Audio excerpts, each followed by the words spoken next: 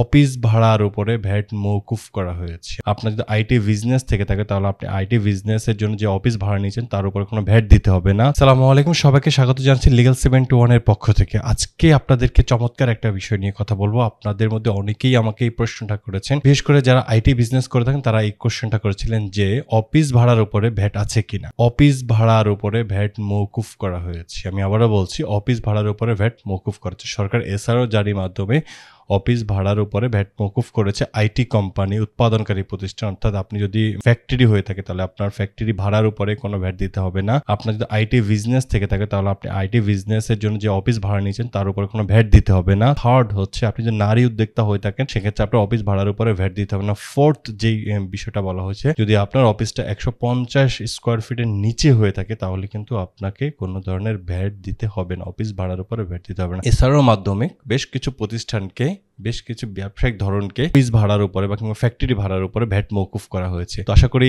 এই ভিডিওটি আপনাদের খুব ভালো লাগবে এবং আপনারা খুব উপকৃত হবেন যারা এখনো না জেনে ভাড়া দিয়ে দিচ্ছেন। আইটি কোম্পানি যারা ভাড়া দিয়ে দিচ্ছেন তারা ভাড়ার উপরে ভ্যাট দিতে হবে না। তো সবাইকে আবারও ধন্যবাদ জানিয়ে ভিডিওটি শেষ করছি। তার আগে আরো একবার বলে নিচ্ছি যে আপনারা যদি নতুন কিছু জানতে চান তাহলে আমাদেরকে কমেন্ট করতে পারেন, আমাদের নাম্বারে আপনারা কল করে আমাদেরকে বলতে পারেন যে আপনারা কি জানতে চাচ্ছেন।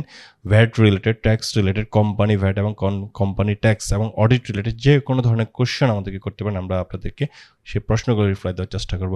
তো আজকের মতো এখানে বিদায় নিচ্ছি। সবাই ভালো থাকবেন, সুস্থ থাকবেন। আল্লাহ হাফেজ।